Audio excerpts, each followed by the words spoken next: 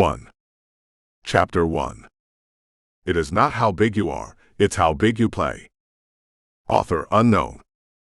Brand positioning defines how you are different from your competition. What sets you apart, and how does it create value for your market? Instead of leaving your positioning to chance, you should establish a strategy to reach your objective. Many sports companies have used archetypes to define their brand. Archetype noun. 1. Typical specimen, a typical, ideal, or classic example of something. 2. Original model, something that serves as the model or pattern of other things of the same type. 3. Image from the collective unconscious, an inherited memory represented in the mind by a universal symbol and observed in dreams and myths. Brand is the experience people have with your company. It is the promise you make and the personality of the company. It is conveyed through image, the message delivered, interaction with the customers, and is further defined and clarified by a customer's opinion of you. Your brand creates an image of you in your customer's mind, and the stories you choose to tell about your company or associate with can control the image you project. Successful branding builds asset equity, a measurable amount of revenue customers are willing to pay just because of the brand. There are ways to define brand. List the emotional benefits you offer and boil it down to the one thing customers should think of when they think of you. Define your brand like a person with a distinct personality and convey these traits in everything you do. Create a story about your brand and reinforce it throughout the company. And finally, be sure the brand lives in every part of the company. We've all seen the use of myth and story to promote the brand. Several stories have transcended sports to become a part of universal communication. When Carl the groundskeeper from the movie Caddyshack muttered a Cinderella story as he used a wood to cull the flowers, no one expected the phrase to leap into sportscasters' lexicon and race to the edge of cliché some 20 years later. As Americans, we love telling stories. We love hearing stories. Stories are how we communicate. Any company who wants to communicate and connect with the audience has to use stories to build and promote their brand. Brand is an undeniable long-term asset and not just a symbolic tool. Brand investment that is strategic and well-crafted can lead to a competitive advantage no matter what economic environment we enter. Effective branding directly affects profit, and the use of story in the marketing of brand can impact that profit. Companies that tell a great story, like Nike or Pepsi, can transform the consumer's perspective or vision of the world. A well-thought-out and constructed campaign can use the inherent opinions, thoughts, and feelings that stories evoke in consumers to influence that perspective and influence the brand. Quick. Name the most famous athlete in the world. Who did you answer? Babe Ruth, Michael Jordan, Tiger Woods, Rudy Rudiger? Name the most famous team. Who did you pick? What sport do they play? Chances are, you selected a team that had an emotional resonance within you based on gut feeling. This gut feelings is cultivated through years of exposure, through media, friends, and the stories and legends surrounding the team. Sometimes it's a player who you follow, like Brett Favre, former quarterback for the Green Bay Packers, who came out of retirement to play for the New York Jets and led them to a winning season. How many Favre fans switched loyalties with Brett? And did the Jets' brand value increase with his acquisition? Did the Packers' story take a hit? The Packers seemed to recover well by positioning Aaron Rodgers as an underdog who led the team to multiple victories, a smart use of a classic archetype. We live vicariously through sports. Our teams, our players, our cars all inspire us, depress us, motivate, and captivate us. But it is the stories we tell about our teams that bring them alive in our minds and in our hearts. And the stories we remember about our teams, our players, are some of the most powerful brand builders in the world. Who can forget when the Babe called his shot? Or Jordan's leap from the half-court line to fly through the air and into the status of legend? How about Hank Aaron ignoring everything taught and thought about him to become a titan in baseball. Or the Marshall team's triumph from the ultimate adversity. Each of these stories are told and retold and become valuable lessons in success, the reward for hard work and the eternal human spirit.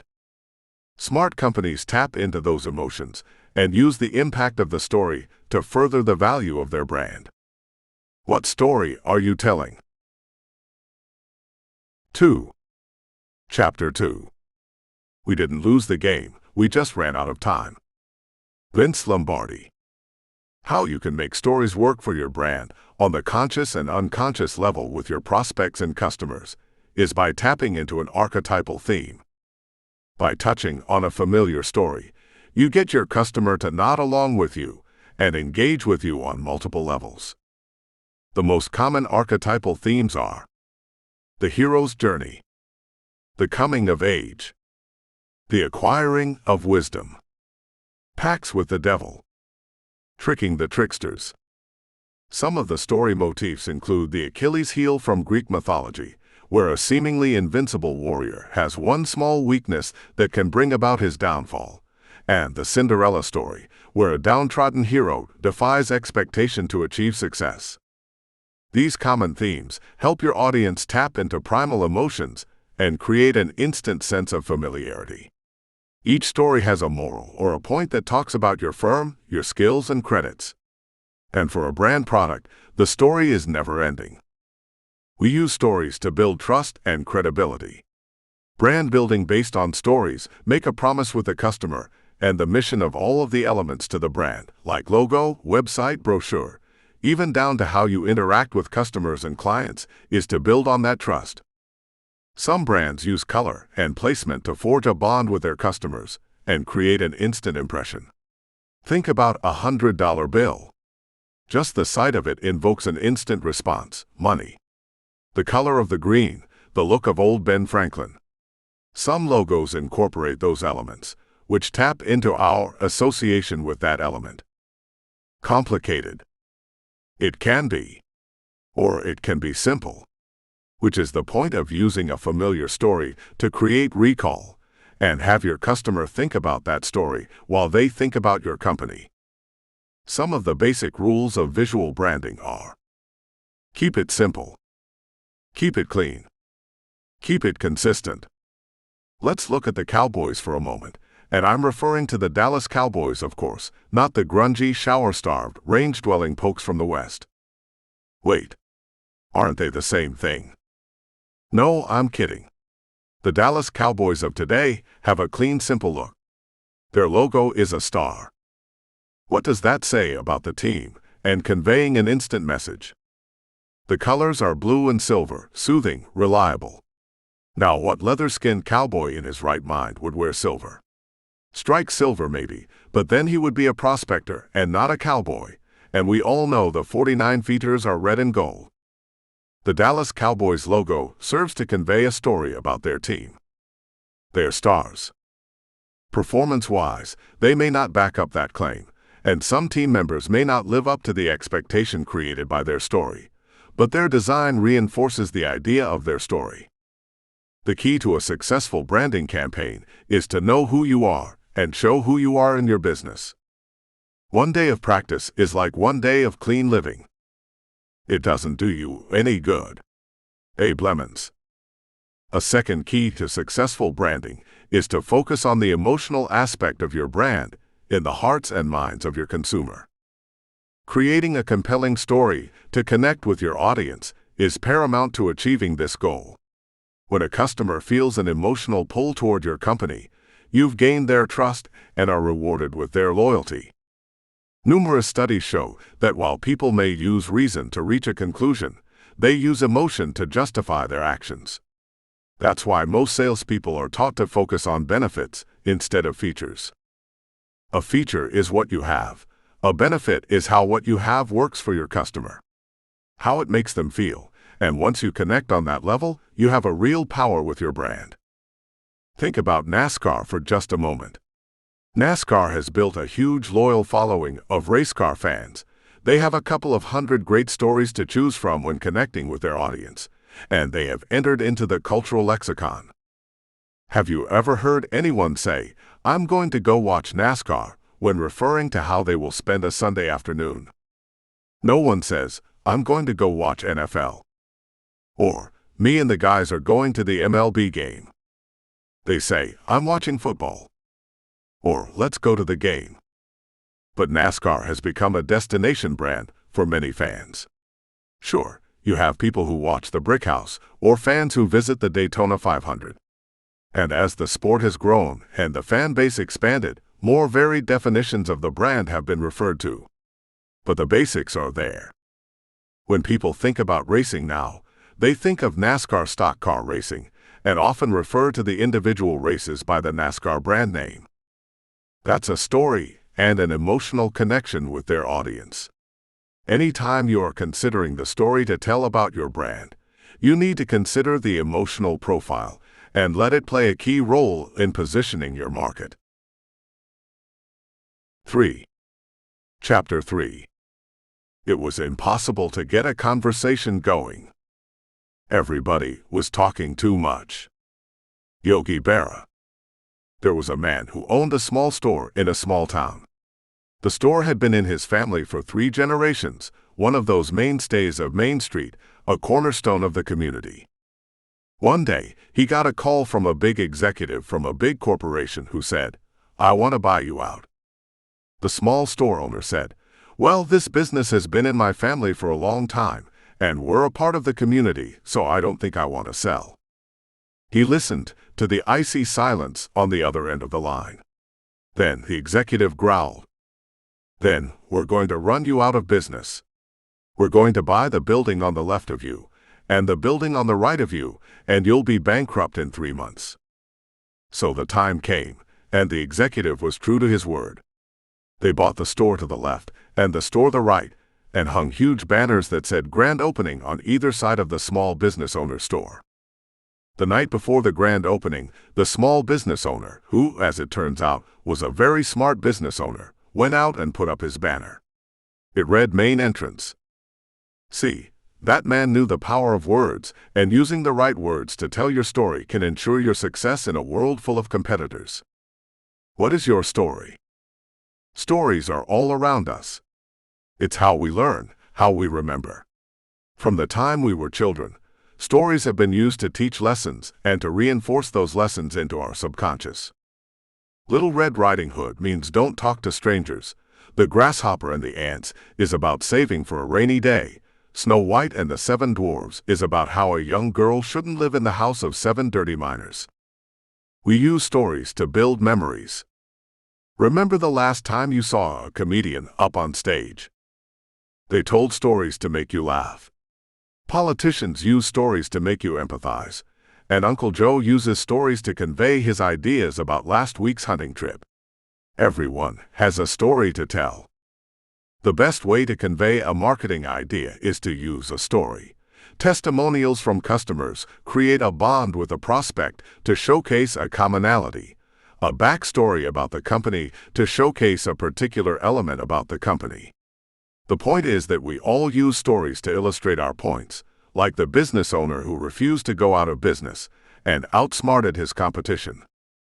The store owner posted a banner above his store that used the right words to direct customers to a specific action. That's the power of branding. Branding can be a word like Xerox that instantly calls to mind an action, making copies. A brand or brand identity is essentially a recognized symbol that represents and calls to mind what the business is about. FedEx has become a part of the vernacular, as in, "I'm going to FedEx it," or "I'll FedEx it to you." The power of the FedEx brand extends to the subconscious. How many people think of FedEx when someone says, "I'm going to send it to you overnight"? That's the power of the FedEx brand, and it's the result of a carefully choreographed story. You have to remember one of the most famous branding phrases in advertising history. When it absolutely positively has to get there overnight. That's the power of story. Do not mistake brand identity with logos or slogans, though.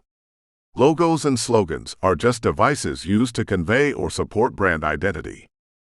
Brand identity is about ideas. The main idea is to enter into your customer's everyday decision-making matrix as often as possible and connect with the customer. When you develop a brand identity, it's best when you develop a customer culture with it. NASCAR is an incredible example of the power of sports branding. Every week, millions of fans tune into a race during the race season to cheer on moving billboards. They root for the Home Depot car, driven by Tony Stewart, or the Amped car, driven by Dale Earnhardt Jr. That's a million viewers who cheer a brand to win. They have even done studies to show that brand loyalists spend an average of 23% more on the product or in the product store than non-fans. But the best way to connect with your audience and build your brand. The story. What's your story? 4. Chapter 4. I always talk to my players about today. It's the only day that matters. John Wooden. Nike. Nike isn't the swoosh. The swoosh symbol is synonymous with Nike, but the logo isn't the story. So what is the Nike story? Nike has branded itself with the phrase, "Just do it." The phrase has become a part of the vernacular.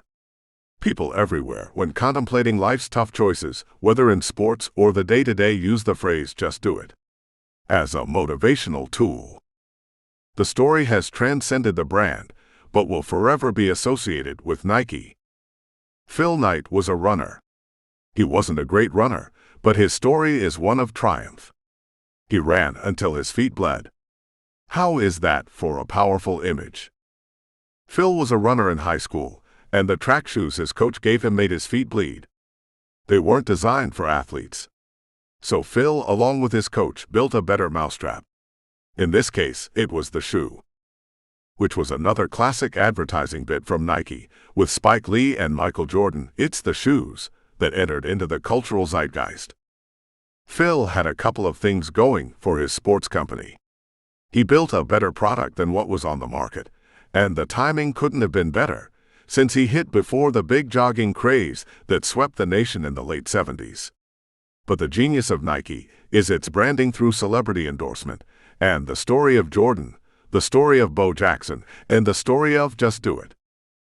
Nike also had a campaign that many considered awesome, but that failed to connect with the audience and transcend. All your life you are told the things you cannot do.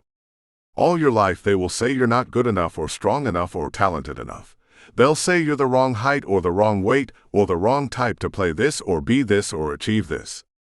They will tell you no, 1,000 times no, until all the no's become meaningless. All your life they will tell you no, quite firmly and very quickly. They will tell you no, and you will tell them yes. This advertisement had a powerful message, but failed to connect with the audience because it lacked story. It was a motivational poster prayer that many took to heart, but few failed to follow. It adheres to some of the simple philosophies that make the story important. It's simple. It's quirky. It's emotional. But it fails to present a concrete idea. Yes. Yes to what?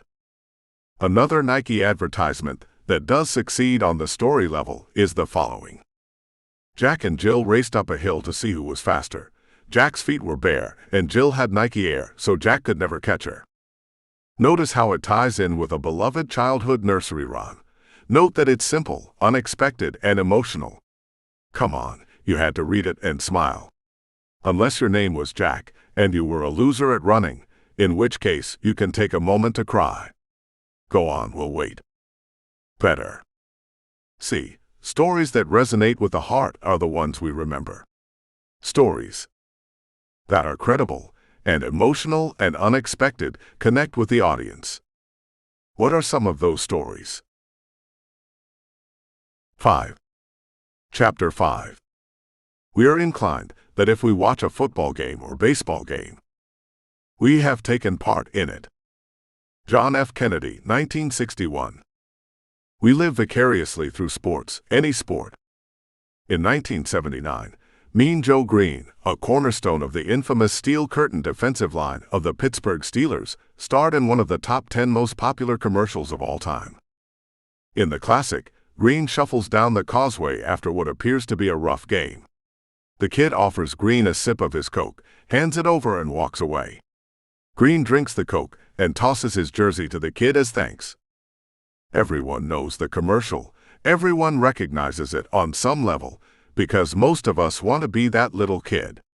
We all want to meet our hero and offer to assist them, and have them appreciate and reward us for our help. The Coke commercial was so popular because it tapped into that archetype. From a branding perspective, the commercial cemented a long-term relationship between the Pittsburgh Steelers and Coca-Cola, which includes the Coca-Cola Great Hall at Heinz Field, which showcases Green among other legendary Steelers. Green himself is an archetypal success story. He was drafted by a team with a history of losing, and he was notorious and vocal about how much he hated losing. Green rallied the veterans and new draft picks, and helped build a winning team that eventually became a legend of the Steel Curtain. The Steel Curtain was the defensive line that only shut out offensive lines for 8 of 9 consecutive games and sent 8 players to the Pro Bowl in 1976 and 4 players into the NFL Hall of Fame. The Steel Curtain phrase was lifted from the Iron Curtain, terms coined by Winston Churchill to describe the separation between Western Europe and the Soviet bloc, and was named the second-best nickname in the NFL. How many stories did you find? There's the classic underdog story of a player who rallies the team to greatness. There's the heroic line who led the team to victory after victory. There's the juxtaposition of an existing association in fans' minds, the Iron Curtain, which had definite implications in the mind of the average American, which sportscasters and marketers were able to tap into with the Steel Curtain. Each of these has specific branding applications for the organization in the correct context. The underdog story is played out every season, in every sport, almost across the board. Anytime a new player runs out onto the field, an untested warrior entering battle for the first time, he represents the underdog. And every time a veteran player is considered washed up and ready to put out to pasture, but pulls out a winning season, he is cast as the underdog. Consumers like to put things in context, and applying classic stories we recognize as the context makes things easier, simpler. The underdog story is easy for almost everyone to understand, because at some point in our lives, we can relate to feeling like the underdog. No one believed in us, no one thought we could succeed, and despite their beliefs we did. This is a strong connection with consumers, who love to build up new heroes. Of course, once the heroes are built, like Tom Brady of the New England Patriots, we love to watch them fall. This is the roller coaster effect, the ebb and flow of storytelling that brand companies need to control. For every Tennessee Titans 2008 undefeated team, we have the Detroit Lions winless season. So when consumers watch the games or read about them on the sports pages, what is the natural reaction? Diehard fans wonder if this is the season for the Titans, and how brand appropriate is their name for this year's story. Are they going undefeated, or is this the week they fall? The opposite occurs for Detroit. Can they finally pull one out and put it in the W column? The brand for each of those NFL teams is building a story with their consumers, and in the minds of sports fans across the country. The NFL brand capitalizes on the team's stories in their advertising for upcoming games. Sports writers talk about it every day in the newspapers, radio commentators discuss it with foe and fan alike, and blogs are written and rewritten, tracked back and quoted over and over again. How is your brand tied to a story that's discussed fervently on multiple levels? Can you create or control the stories about your brand? There are ways to examine the process of story creation, and there are methods to control the madness of marketing those stories. It helps to have a great team, or great players, or great moments to build from, but smart companies can create moments by examining their organization with a critical eye. The NFL does this well by showcasing players off the field and their community involvement and charity work. They build up the hero factor off the field to add depth, the in-season storytelling. Sometimes the brand fails to capitalize on stories that matter the most, which highlights a disconnect between company and consumer. When Tampa Bay Buccaneers Warrick Dunn founded his charity, Homes for the Holidays, he received some press. That was 1998. In 2008, a confluence of factors created the perfect storm in a mortgage meltdown and housing crisis. The Bucs marketing team should have leapt into action and created stories about the heroic NFL player who worked hand in hand with other NFL players to combat the housing crisis by giving away furnished homes to single mothers. What a story! This not only ties into current headlines and is a way to create an ongoing conversation among fans along all those levels mentioned previously. Print, radio, and television, it's a story archetype. The big bad mortgage companies aren't helping anyone anymore, so it's up to the individual players to step in and save the day. It's a perfect opportunity for the existing marketing unit at that particular team to tap into a cultural zeitgeist, and they failed to do so. The fact that Dunn's program resonates with so many NFL players who were raised by single mothers, that almost every team has at least one man on the squad who participates, is another touchpoint for the organization and the NFL brand. You have a story that has a vertical emotional connection among the teams and league, a story that has a clear emotional connection with an audience and fan base, a story that has so much word-of-mouth potential to fuel dozens of conversations every week. Why aren't you hearing or reading or seeing more about it? And for companies looking to joint venture on a branding opportunity that takes their company name and makes it a part of the daily conversation, why aren't they running with it? See, Dunn is a running back for the Bucs. The point is to carefully examine every aspect of your company to identify those touch points that can be turned into stories. Who has a hobby that can be promoted, who volunteers at what, and so on down the line. While a fan base may not connect with the story of an executive who takes exotic trips to remote locations to fish virgin waters, they can relate to a fisherman and his quest for peace, solitude, and the elusive trout. How that story can apply to your brand, or any story for that matter, is up to your exploration. The fact is, the story is what matters to promote the brand. Is it a parable? Can it become one? And can it help you relate to your consumers on their level? 6. Chapter 6. Pain heals. Chicks dig scars. Glory lasts forever. Author unknown. The hero's journey is a quest, a brand story that conforms to a traditional archetype, using color, shape, imagery, and attitude to reach an audience. So how do you create a hero? Study history. Stand on the shoulders of the stories that came before you, so you don't drown in mediocrity. Be bold and outrageous. But don't be boring. Think about NASCAR. NASCAR, the brand, has history and uses history. But does it use it enough? How did George Washington help start NASCAR? About 215 years ago, a bunch of farmers in western Pennsylvania rebelled against the newly formed federal government and the president hero over a tax on corn. Dubbed the Whiskey Rebellion, it was almost the downfall of the new republic and set the stage for NASCAR.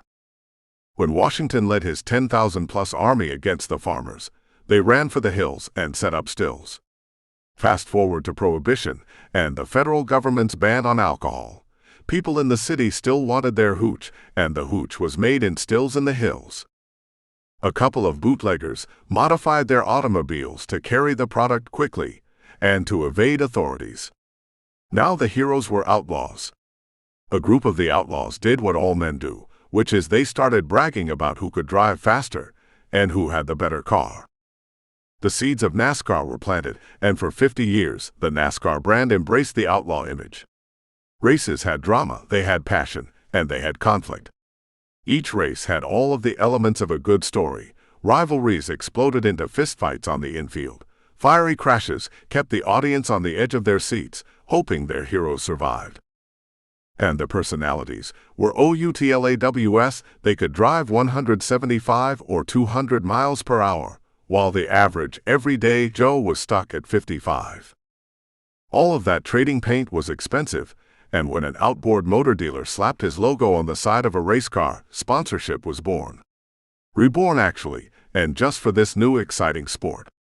Sponsorship has been around since the first caveman offered a slice of woolly mammoth meat to the second caveman for mentioning grog when he won the one-wheel race. While branding wasn't built by NASCAR, they certainly made it faster. When Bill Francis Jr. approached R.J. Reynolds to sponsor a car, the tobacco company negotiated the whole series, and the Winston Cup was born. Years later, the Winston Cup naming rights were sold to Nextel for over $700 million and evolved into the Sprint Cup we know today. NASCAR, the brand, knew how to capitalize on the outlaw archetype and parlay it into a Cinderella story. It was a small niche sport that bloomed into one of the fastest-growing sport industries in the country. They used stories to grow the brand and connect with the audience. In the beginning, anyone could race their car and win. NASCAR tapped into people's competitive spirit, and as the sport evolved into an exclusive club, fans still lived vicariously through their drivers. Everyone who drives a car has exceeded the speed limit. Come on, you know you have. Just by 5 miles, officer, and the speedometer hasn't been working since I took it to the shop. But anyone who drives can imagine racing. It's a great connection from brand to audience. NASCAR also happened to be populated by larger-than-life characters. Some were heroes, and some were real outlaws like Tim Flock. Flock was a bootlegger who was caught running moonshine and was later in life pardoned by President Ronald Reagan. During one racing season, Flock races with a monkey in his car. Publicity stunt. Sure, but Flock recognized the value in his brand personality, and racing with Jocko Flocko built his brand. After 9 races, the monkey went bananas during a race, and that was the end of Jocko Flocko's co-driving career. But here we are, 40 years later, still talking about the Tim Flock and the only monkey to win a NASCAR race. That's the enduring power of story. That demonstrates how a good story can promote a brand. What story is promoting your brand? 7. Chapter 7. Fans are the only ones who really care. There are no free agent fans. Dick Young. How the MLB uses target marketing to tell their story. The MLB, Major League Baseball, is highly segmented, and it shows on their website. Take one look at the homepage, and you'll see paid content for a highly niche market clearly defined. So if you want baseball items, you don't have to search high and low among hundreds of unrelated products to find a baseball. How does that help the brand? By simplifying the story. The consumer can create a story in their head where they are the hero and they are on a quest. It may be for an autographed ball. It may be for tickets to the game. You may never know the customer's reason for the quest. Is it a way to connect with their child and enjoy America's favorite pastime? Or a wife recovering a lost memory for her husband through a memento? Or a group of friends who want to create a tradition through Saturday afternoon baseball games? No matter what the MLB wants to do, the story of the customer is at the forefront of the customer's mind. This is basic instinct, don't fight it. Learn from it and how to embrace it. In this particular case, the customer Tan wants a hooded Marlin sweatshirt for her husband just like the one he had when he graduated high school. She logs onto the MLB site and very easily, very quickly, very cleanly clicks down to exactly what she wants. The MLB not only has a customer for their branded apparel, they have told a story to the consumer. We are easy to work with. We satisfy your needs. The brand has also helped Tan's story. She is now the hero of a successful quest. If one of the purposes of branding is an emotional connection with the consumer, how powerful is the connection at helping someone succeed? How does your story help their story?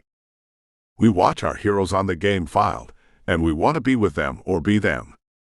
We yearn for that experience. Any brand that puts the consumer closer to the experience generates positive feelings in succeeding. The goal is to examine every level of the organization to discover the stories that move people, the stories that touch them, and how to effectively use those stories to connect with fans. What if? What if is a great question to use when discovering a story. What if Tan went to the MLB site and got turned around, turned off and tuned out because she could not find what she wanted? The story of Tan's quest for a hooded Marlin sweatshirt would end in failure. And who would Tan blame? Instead of telling friends, family, coworkers, et al. About how great and simple and easy the MLB site was to use, she would be complaining about how awful her MLB visit was. The brand story would forever be tainted, and the ripple effect of dissatisfied consumers could affect the brand on multiple levels: merchandise, apparel, ticket sales, even hot dogs. The brand should always promote a positive story. The easiest method to do this is to simplify, and micro-branding to a niche can accomplish that. As much as everyone likes to think they can multitask, studies have shown that a single focus action produces greater results in a shorter period of time. Such is the case for micro-branding. The MLB shop is divided by team, divided by men, women, kids, cards, collectibles, etc. The team brands are categorized further, so that each click brings the consumer closer to completing their quest. Look at women. To boost numbers and increase participation, someone decided to forego traditional team colors and print jerseys in pure feminine pink. Pink. What a fantastic way to expand a traditionally male-dominated fan base into the majority populace. The brand lives. It grows. It evolves. By micro-branding to women, the MLB satisfied a niche audience. Examples of micro-branding to a niche can even extend to concessions.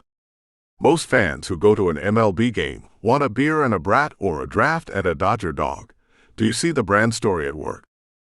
One day, a corporate executive in a luxury box said, "I don't want a hot dog. I want a steak." A gopher, was sent on a steak run and told the story about it. That story traveled to the right ears, and now virtually every stadium has a huge menu that scales according to the seating chart. Baseball fans in luxury boxes have choices that range from hot dogs to five-star cuisine. That's a micro-brand opportunity to serve a niche audience, and a part of the story the brand creates every day. The more you sweat in practice, the less you bleed in battle. Author unknown.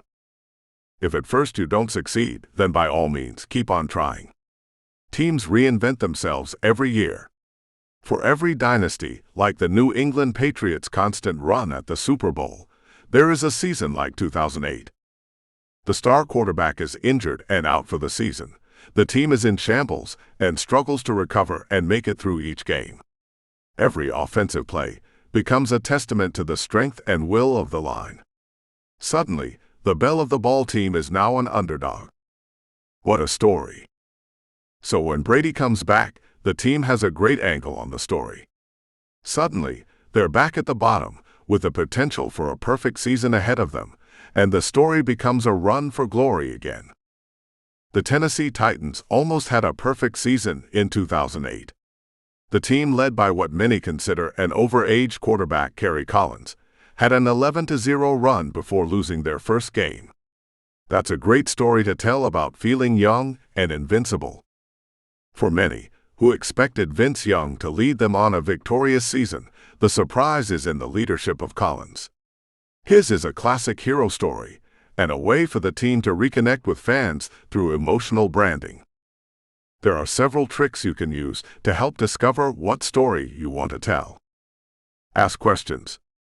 Asking questions is probably the single most underutilized tool in any business organization. All things begin with the basics of journalism. WHO. What? When? Where? Why? You ask who you want to connect with. What you want your fans, customers, or clients to think. When do you want to connect with them? Where do you want to be? In their hearts, in the record books, in the market. And finally, you ask why. Why should fans care about your brand? Why should your brand stand above all others? Why should your story matter? Each of these questions can generate new ideas on how to approach your business and the goals you maintain. When you ask questions about the story you want to use, ask questions about your brand, you are actively engaging the problem-solving area of your brain. The problem-solving aspect of answering questions can lead to more questions, where the same simple formula can apply. 8. Chapter 8. According to the LA Times, Coach Frank Layden of the Utah Jazz asked forward Jeff Wilkins, "Is your bad play due to ignorance or apathy?" Wilkins replied, "I don't know and I don't care. What you don't know about your marketing stories can kill you." Okay, so maybe they can't kill you, literally. But they can kill your momentum, your mojo, your connection with the audience. Fads, trends, and traditions come and go, but stories live forever. Brands cannot be all things to all people, nor should they. A brand should develop consistent core values that should be projected on all levels of the organization. Brands should be authentic and should express a reason why, a point of view, core belief systems, defined assets and value. Using archetypal stories that speak to consumers on a cultural level gives them an extra reason to believe in the brand. Give consumers enough extra reasons, and the brand can surpass competitors and ascend to icon status. Brands with great stories, like Apple, Harley-Davidson, Pepsi, the NFL, NASCAR, and Starbucks, create a fanatical following that become evangelical in promoting the brand. This devotion is created and reinforced through stories. Why should you examine and rely on the right stories to promote the brand? The world is changing quickly. Companies couldn't imagine the impact of social networking 5 years ago. Yet today, it's an integral component of Web 2.0 marketing. YouTube and blogs turn every consumer into an instant and vocal product reviewer. What this means is a brand can evolve, change, and morph because consumers take an active role in shaping it. The control is wrested away from corporate offices and adopted by the consumers devoted to the brand. Smart companies use research into the culture of their customer base and utilize the research through creative storytelling. They tie the story into common myth or well-known legends to arm consumers with additional word-of-mouth tools to continue promoting the brand.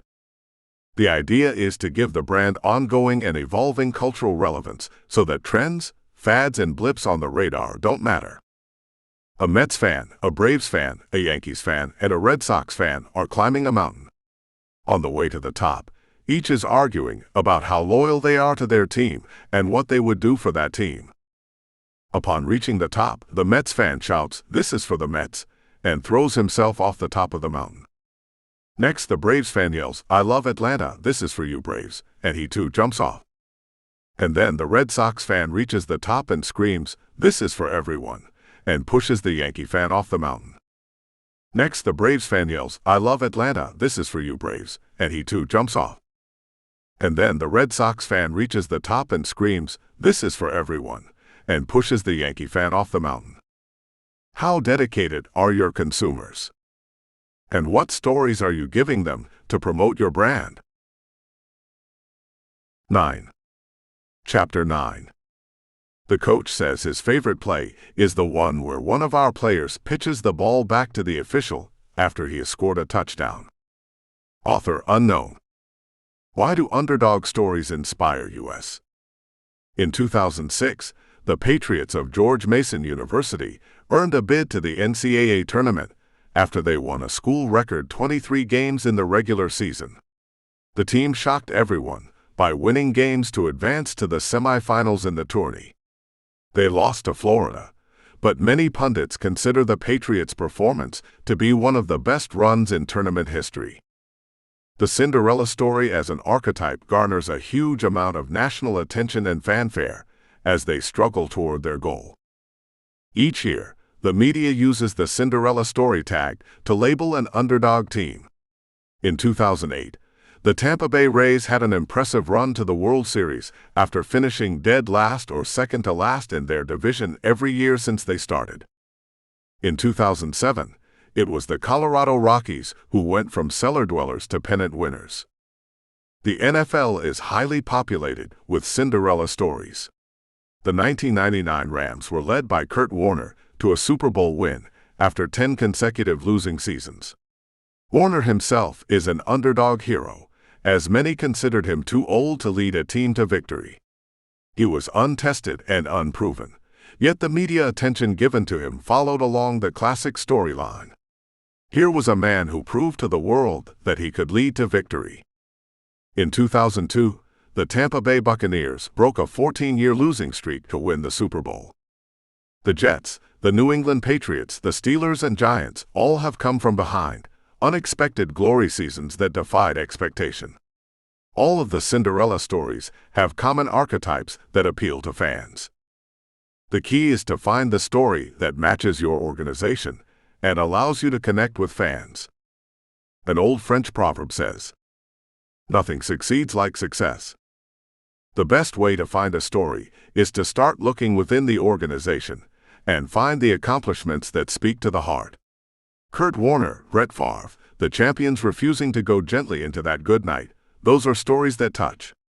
But you don't need a national hero to create a national hero. The setup for any successful story in an organization is to find or create a setting, a situation, and a solution. Joe Namath, the famous Broadway Joe, was a college golden boy who played for a championship Alabama team and drafted by the AFL upstart New York Jets.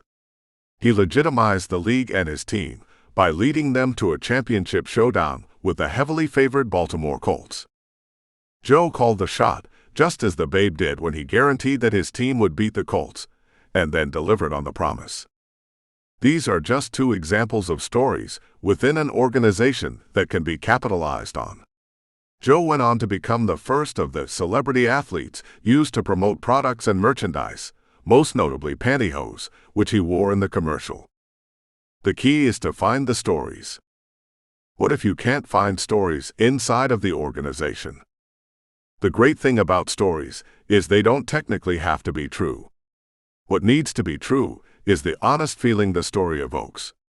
Any organization just needs to be in the habit of promoting stories. Yogi Berra was sitting in his house one night when he looked out of the window. He was horrified to see a baby toddle across a balcony and teeter on the edge. Berra raced outside and miraculously caught the baby. Then habit took over, and the catcher stood up and threw the baby to second base. You know the story isn't true. But it's simple, it's concrete, and it reinforces the message about the Yankees. They bleed baseball. What would a Sox fan say to that? 10. Chapter 10. I have no individual goals. We play for one reason, and that's to win the title. Practice is more important than the games, and I will practice when I'm hurt, when 95% of the players in this league would sit out. I expect all of you to do the same thing. You will follow my lead. Michael Jordan to the Chicago Bulls. And follow they did. How well you tell your story is just as important as the story you tell. Your story can be great, it can be concrete and easy to remember. But if you are a boring storyteller, or if you deliver it the wrong way, it's going nowhere. So how you tell your story is just as important as the story itself. Relax, some of the work is done for you if you tie into the classic archetypes. Aristotle, Shakespeare, history are full of lessons you can use to find a relevant story to share your brand message. Your audience has a point of view, and a good model can show them how to reference your message. But the story should be about the experience of the brand, and every audience references feelings through a selfish point of view. It's human nature 101. Everyone is inundated with ad after ad until they blend into the background. What does it take to stand out? Touch them with a story and make the audience think about themselves. They personalize the story, and then your message becomes relevant. They personalize the experience and become evangelical about your message. Personalize your story through the use of names and as close to real-world situations as possible. Do you know why everyone loves Bruce Willis's portrayal of John McClane from the Die Hard movie series? He's everyman. A hard-working cop, no superpowers, nothing special about him except his will to survive and fight evil. Not on a superhuman level, but on the level that he will not give up. It's his nature. He is a normal person put in extraordinary circumstances who has to rise to the challenge. He never chose his setting or situation, but has to make do. That character spoke to millions. Vince Papale was a school teacher and part-time bouncer in Philadelphia who went from yelling at the Eagles to an open tryout that put him on special teams. A normal man who found himself in extraordinary circumstances on the gridiron for pro football. The everyman archetype allows the audience to live through the story. But the everyman needs to have a history and a goal. Being specific gives the audience reference points to make the story more believable, and the more believable the story, the easier it is to remember and share. Again, clean, simple, easy points that advance the storyline. Another key point is to keep the focus on the audience. Regular advertising is great for listing all of the features of your widget and organizations. No one cares about features. Well, tech guys care about features because of all of the cool gadgets. But your story needs to be focused on the benefits to the audience. Remember, they are thinking, what's in it for me? Benefits are what the features do, and benefits are for the audience. This is a more difficult aspect of storytelling. How does the message benefit the audience? It delivers on the core value promise of your organization, and if the audience can recognize the core value, it will translate into the experience. When you give the audience a good experience, it will get passed around in story form, thus furthering the reach of the brand. Finally, the message should always be positive. This should be common sense knowledge, but it gets lost in the action. Have you ever spoken to someone who's having an okay day? Hey Bob, how are you? Okay. Good. Fine. They are boring. You do not want your message to be boring. You cannot have the core value of your brand bore the audience. Conversely, try engaging someone who's having a fantastic day. Hey Bob, how are you? I am having an awesome day. How are you? Or, I'm having an incredible day. How are you? Now you want to know about Bob. Why is he so special that he's having an awesome day? What's happening that's incredible? And he asked about me. This positive, happy person wants to know about me. I'm in. And your audience will be in as well. 11. Chapter 11. In theory, there is no difference between theory and practice. In practice, there is. Yogi Berra. All pitchers are liars or crybabies. Yogi Berra. If the evening news can do it, why can't you? Tonight, when you go home, turn on the television and watch the evening news. You are going to find a formulaic process in a very familiar format.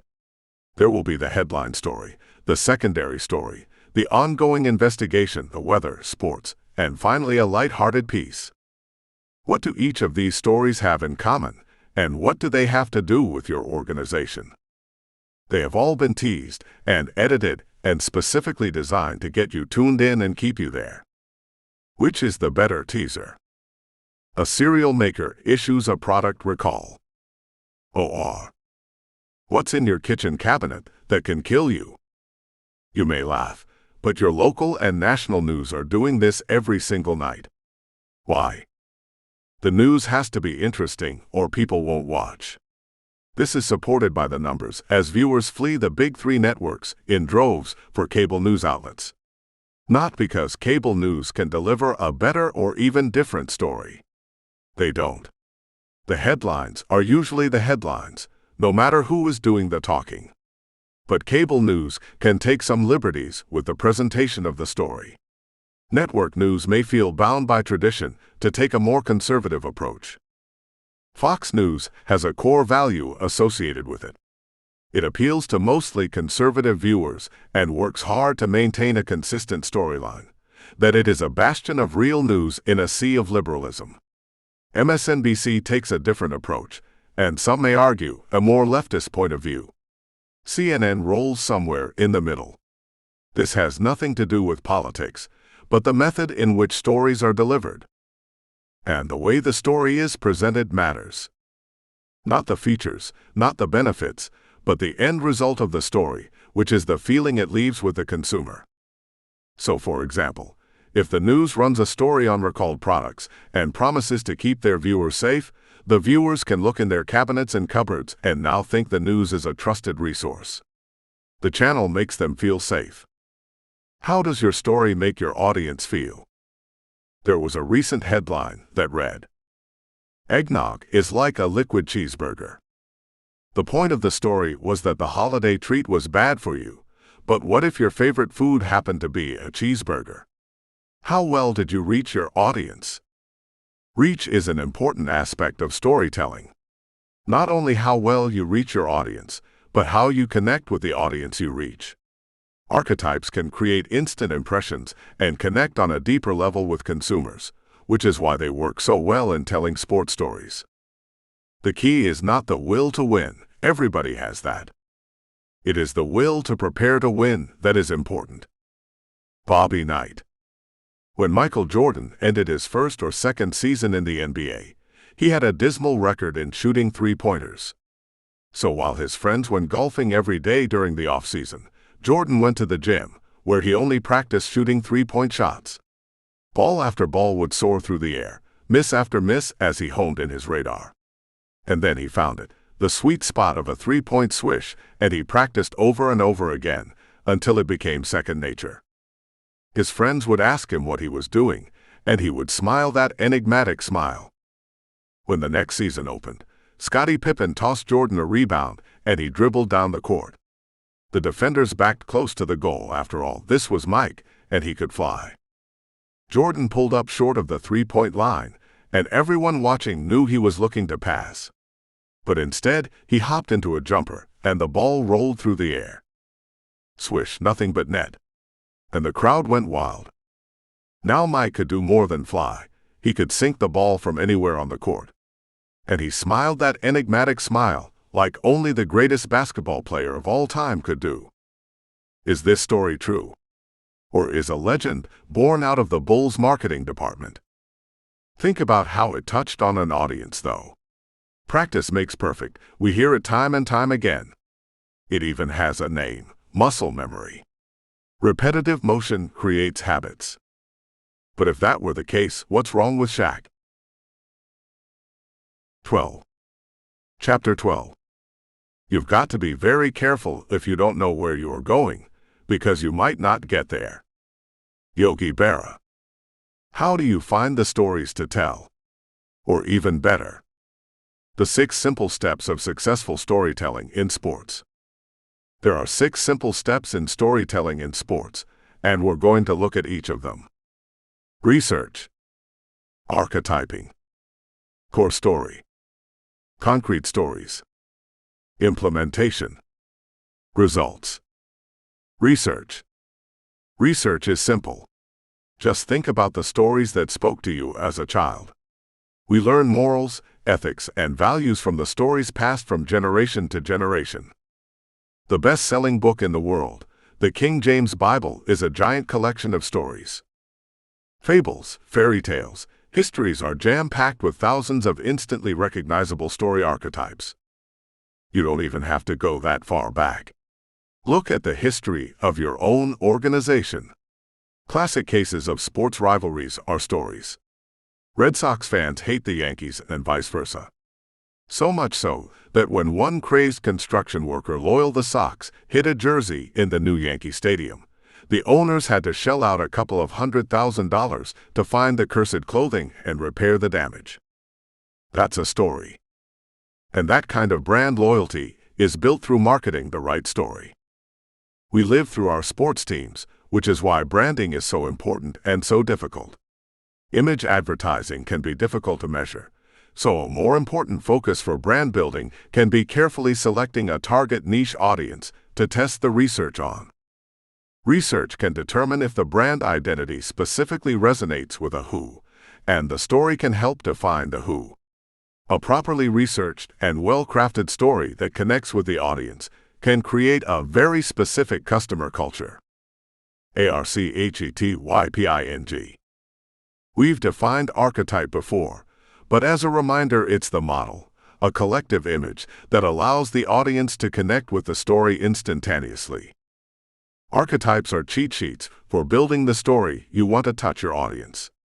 Heroes and outlaws, cowboys and pirates, gladiators and Sasquatch all instantly call to mind an idea of your brand in the mind of your audience. Use the cheat sheet to build the base of your story, and research your organization to find the formula for your cheat sheet. Core story. The core story is the value or values you want associated with the archetype. Robin Hood was an outlaw hero, Peter Pan refused to grow up, and Achilles was an invincible warrior with one fatal weakness. The core story is the vision of your organization that you want the archetype to embody. The Dallas Cowboys star logo tells us they are stars. The Oakland Raiders pirate logo represents outlaws. The core story is easy to convey via concrete stories. The core value of the brand is backed up and supported by the stories the organization chooses to tell or creates for the fans to spread. Very often, the fans take over the story due to experience and become message spreaders on their own.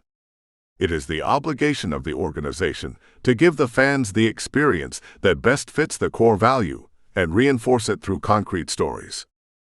IMPLENTATION. How many ways can you tell a story? If a picture is worth 1,000 words, and in today's dollars, that translates roughly to $697, then what stories are your pictures telling? How can you reach your audience? How can you connect with them on multiple levels and give them an experience that will start them talking and spreading the message of your brand? Results. How can you measure the results of your brand campaign? What tools will you implement to determine the success of your message? 13. Chapter 13. If the world was perfect, it wouldn't be. Yogi Berra. How relevant is your story in today's world? Stories are repeatable shorthands, ways to make it easy for your audience to understand your idea and share it. Look at the Babe. There's hardly anyone around who actually witnessed the called shot when the baseball great pointed to center field with a promise to crack a home run from the next pitch. Yet everyone knows the story. It contains relevance, so much so that it's featured in movies and television on a regular basis.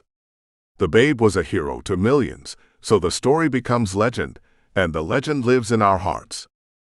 That's relevance. Recently, the story came into question with detractors saying it never happened.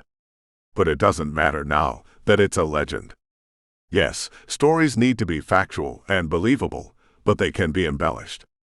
Like a tall tale or a fisherman's yarn. Sports stories are the easiest to tell and wonder if it's a tale. Would a real boxer take a beating like Rocky and keep on punching? Joe Frazier and Rocky Marciano. Would a college football team really carry a scout team player off the field of glory? Rudy. Would an ice hockey team really pull together to win a game that cracks the foundation of Soviet Russia?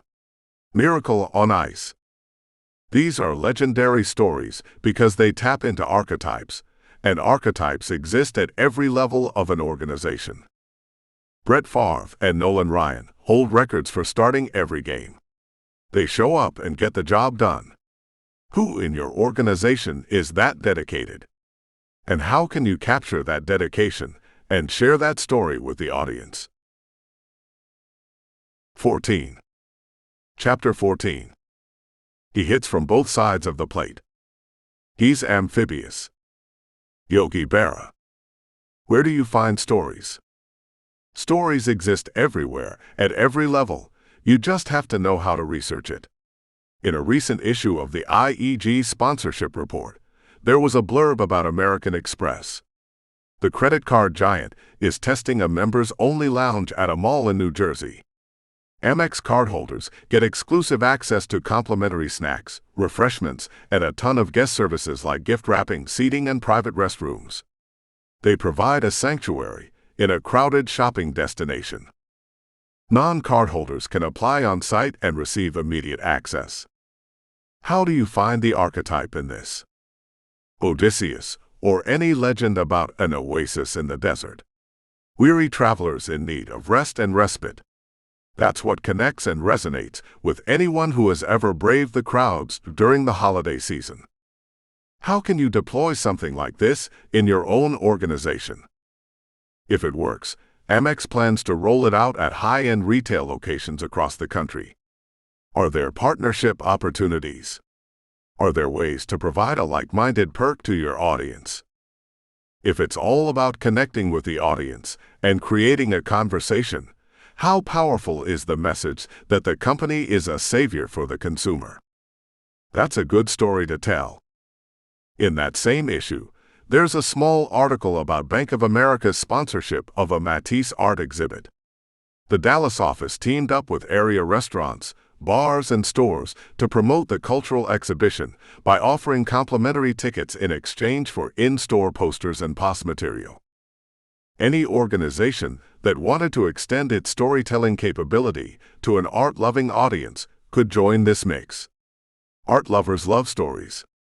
And what a way to make headway into a new niche and extend the reach of the brand to an audience that is used to paying premium prices. In the art world, there are a ton of archetypes to use in the storytelling process, from Michelangelo working for the Pope, to Van Gogh slicing off his ear, to Leonardo da Vinci, who has 1,000 stories all his own. Art history can be a great resource to find those stories, and since the majority of the audience is familiar with the historic figures, the organization can create an instant image in the mind of the viewer or reader. Corporate sponsorships are a great way to extend the brand, and promoting with joint venture partners can help penetrate new markets and create new consumers and fans. Several steps to follow in this process include: discover what worked in the past. Evaluate sponsorship programs. Realistically, value the assets associated with the sponsorship.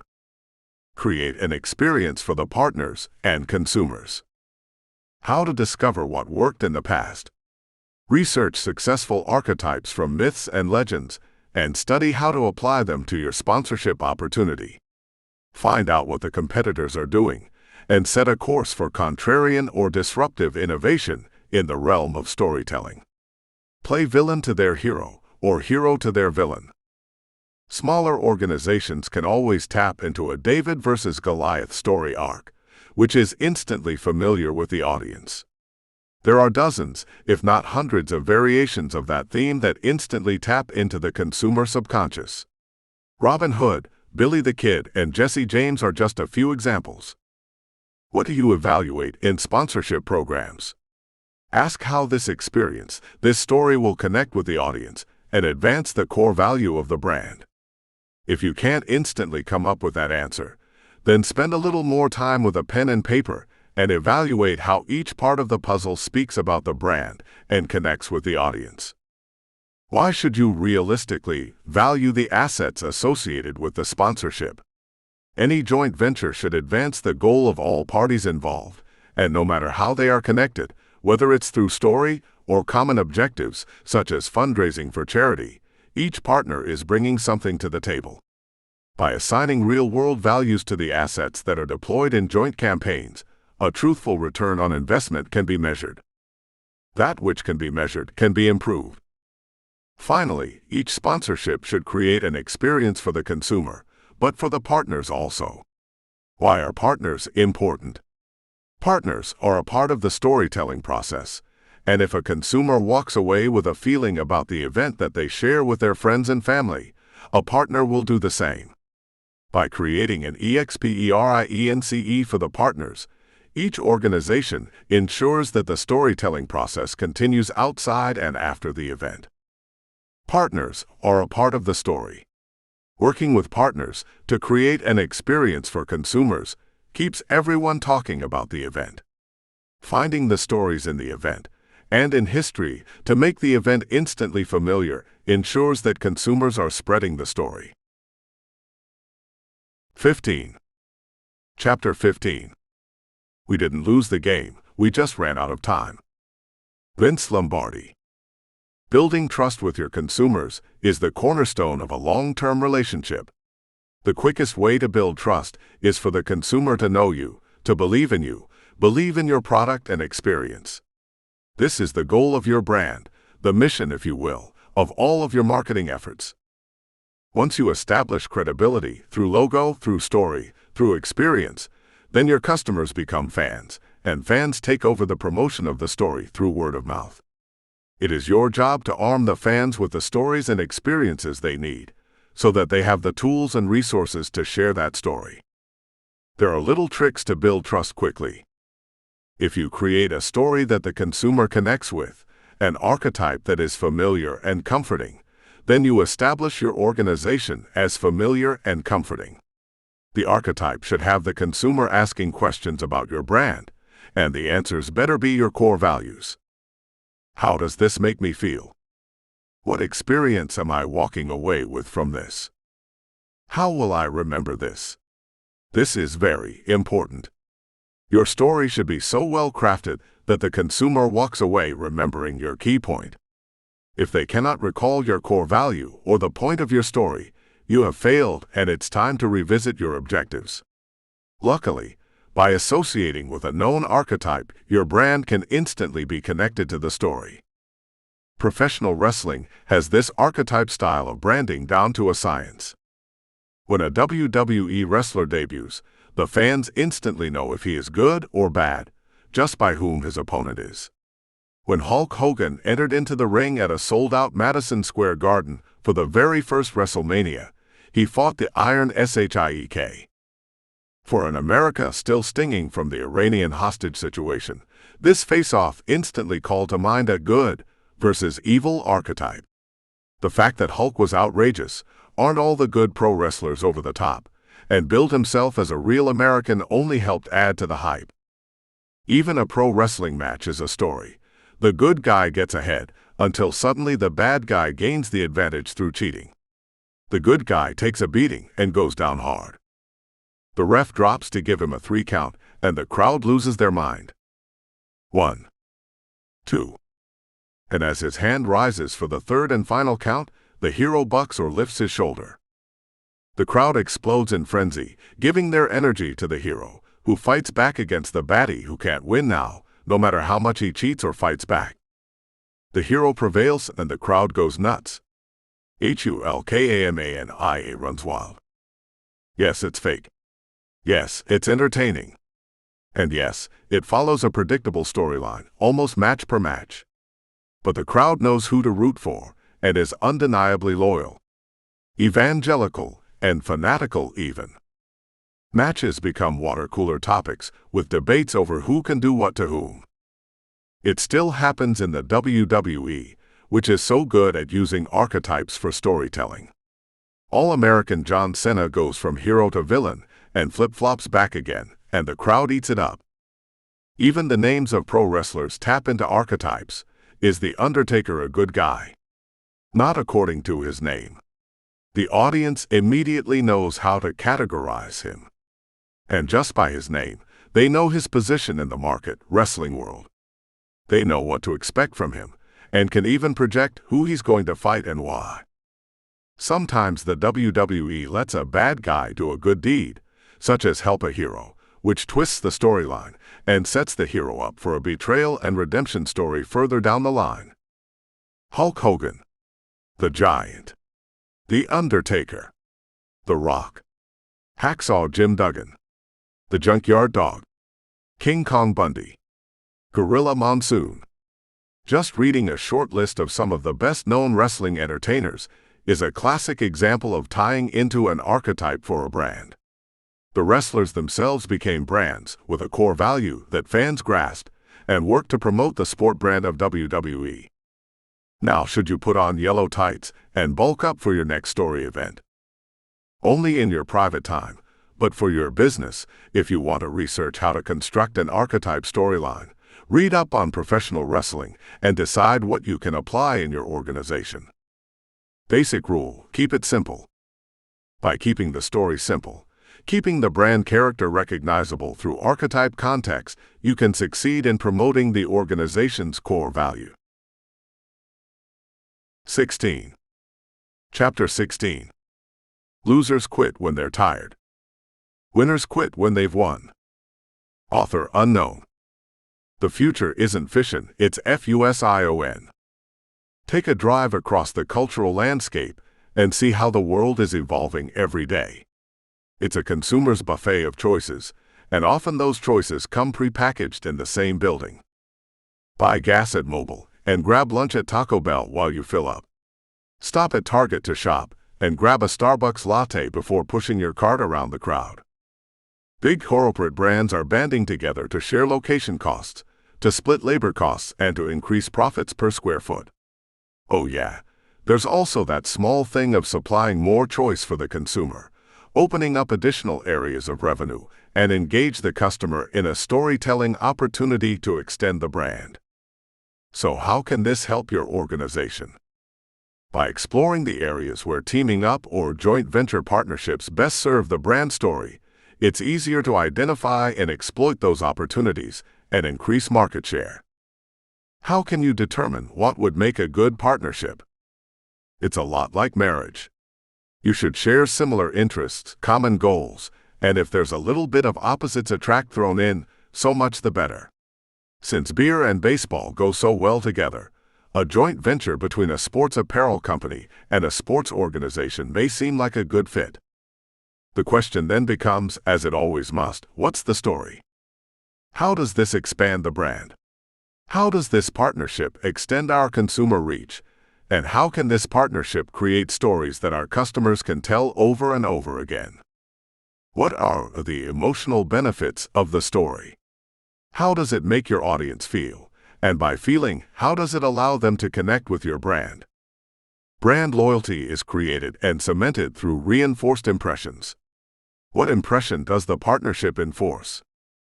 The future of the brand is working together to create a consumer experience they will evangelize.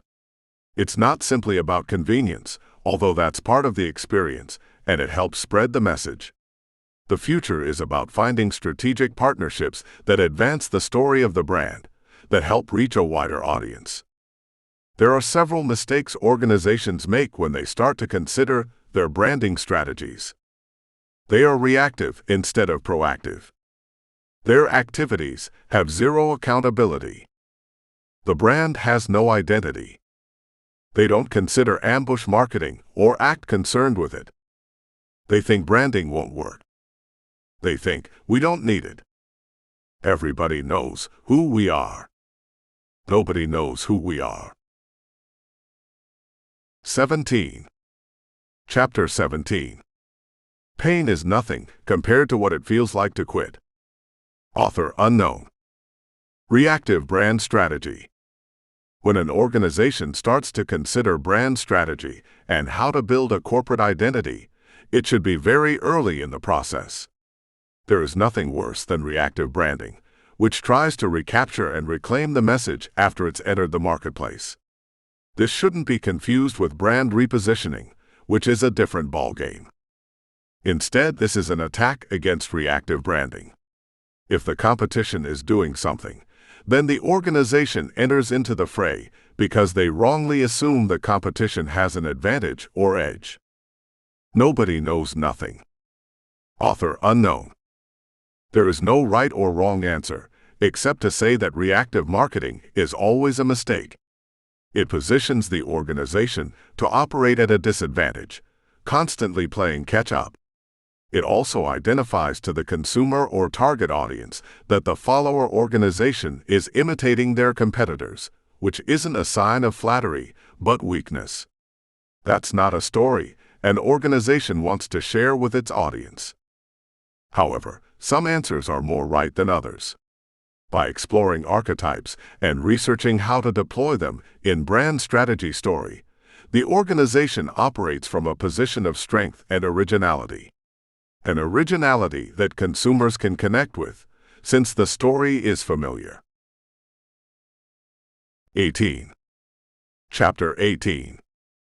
There's more to boxing than hitting. There's not getting hit, for instance. George Foreman. The brand-building activities have zero accountability. Pictures are very nice. They look lovely on the wall or in glossy magazines. But can the results of a picture be measured? Actually, they can. Again, it takes a little research, but one method of determining the success or failure of a brand story campaign is year-on-year sales measurement. If a picture tells a story, and the story connects with the audience, the success of that picture as it affects quarterly or annual returns can be measured. Contrast that with plain, boring, unrelated advertising that doesn't tell a story or doesn't connect with an audience. It just doesn't work, and organizations feel like they've wasted their budget. Accountability can be measured in numerous ways beyond sales and revenue. If a story creates a dialogue in the public forum, or gets repeated in the media, or even goes viral and spreads across the internet to hundreds of millions of views, like Office Depot's dancing Microelf site did, then it's a success. 19. Chapter 19. I always thought that record would stand until it was broken. Yogi Berra. The brand has no identity. Who are we? Why are we here? These are questions the story needs to answer. Geico's caveman, while many consider a stupid ploy, but it keeps them talking on forums and message boards, repeating the brand over and over again, defines an easy message, so simple a caveman can do it. That's a great story. What does it have to do with car insurance? Nothing. But it does tell a story about ease of use among consumers switching to Geico. How does your story identify your organization? 20. Chapter 20. The biggest failure of all is the person that never tries. Dr. Larry Kimsey. They don't consider ambush marketing or defend against it. Ambush marketing is a ploy defined and used by guerrilla marketing companies that piggybacks on a larger corporation's advertising. When Reebok supplied the shoes and sponsored the Olympic basketball team in the 2008 Winter Games in China, Nike hosted a press conference with the team. When one company becomes the official product for an event, chances are there are one or two competitors who are the unofficial products for the event and announce it to the world in their advertising. Or if you've ever been to a rock concert and got a dozen postcards or flyers under your windshield for garage bands who play the same style of music. These guerrilla marketing tactics are used to attach the smaller brand to a larger brand's advertising and sponsorship budget. It creates a great David versus Goliath story that can be played up, but it also sets up some ethical issues. If a giant corporation pays millions of dollars for an exclusive right, then why should a competitor be allowed to take advantage of the timing or event for a lot less? The story is the solution. A good story transcends boundary issues, and a smart organization can use the story to its advantage. By studying tactics used by competitors in the past and creating an archetypal story that furthers the message of the brand, an organization can be both David and Goliath in an ambush marketing scenario. It removes the power from the hands of their competitors and shifts it back into the organization. 21. Chapter 21. Success isn't something that just happens. Success is learned, success is practiced, and then it is shared. Sparky Anderson. Branding won't work for us. The organization that thinks branding won't work for them doesn't understand the power of brand. It's a simple, plain fact. People wash their clothes in Tide detergent, brush their teeth with Crest toothpaste, drive their Chevy to work, and stop at Starbucks to grab a grande mocha on the way. Branding is a huge part of life, and organizations become a part of their consumer's life by inserting their story into the message. It's a shortcut to connecting with the audience and transferring the feelings the story generates to the brand message. Branding works for any organization. Period. Or rather, the right brand story works for any organization. Personal branding through larger-than-life characters, a la WWE or the quarterback hero, or story branding through fairy tales. Stories that work for an organization by promoting core values will enhance the brand. 22. Chapter 22. As two referees walk through the countryside, they notice some tracks. First said bear tracks. Second said no bear tracks. The conversation ended abruptly when a train hit them. Everybody knows who we are. Nobody knows who we are. These are two sides to the same brand coin. If nobody knows who you are, what you represent, or how you benefit the consumer, then there is no easier way to introduce the brand than through a story. An archetype allows a new company to enter the marketplace and carve out a position through an instant connection with the audience. Conversely, the organization that is satisfied that they don't have a brand challenge because they are so well known may find themselves dying off like the dinosaurs. Where do you think we get the term brand dinosaurs? It's older established companies with a lot of weight and credibility through history that must change with each generation or die out. AOL is a classic example of a brand dinosaur that failed to capitalize on their story. AOL brought the internet to the masses. They weren't first, they weren't the best, but they reached millions with their dial-up software. The dinosaur grew comfortable and had deep pockets and completely fell apart as the whole DSL hunger for faster internet speed passed them by. They lost sight of the PROMETHUS aspect of their brand, bringing fire, knowledge, from the gods to humans, and were dropped by millions of subscribers. They forget their story and almost lost the brand because of it. Don't think this doesn't happen in the sports world. After the basketball dream team of the 1992 Olympics, subsequent teams failed to build on the brand story, the best of the best striving to conquer the world, or 7 against Thebes. The 92 team consisted of 3 of the greatest players of all time, Michael Jordan, Larry Bird, and Magic Johnson, along with Hall of Famers and future NBA greats. The world knew it was a huge collection of talent, so much so that one opponent guarding Magic Johnson made sure someone from his team's bench took pictures of him playing with Johnson. The story was lightning in a bottle, and the message got lost in 98 and 2004 teams. It wasn't until the 2008 Olympics basketball team arrived on the scene that the story was recaptured and retold. Repositioning the brand. The story connected with the audience through a new team of superstars who had to fight to bring glory and honor back to the United States. It doesn't matter if everyone in the world knows who you are, or if no one in the world has ever heard of you. What matters most is the story you tell, the values your brand represents, and how the story relates those values to the consumer. 23. Chapter 23. The best defense is a good offense. Author unknown. One of the best pieces of advice anyone could ever give is to walk away while on top. It's the reason so many athletes choose to retire after a championship season, when they just know deep down in their hearts they have one more good year in them. Brands can't just walk away. They can't quit. The stories must transcend time and create a lasting impression on the audience. So if you can't go out on top, you have to stay on top. One of the best ways to stay on top is to use humor to connect with the audience. Always leave them laughing. Using humor is one of the best storytelling shortcuts in the world. When you make your audience laugh, they associate those good feelings with your story, with your brand. By creating those connections with your story, you create a talking point to give to your consumer so they can pass the message for you. Try to make them smile.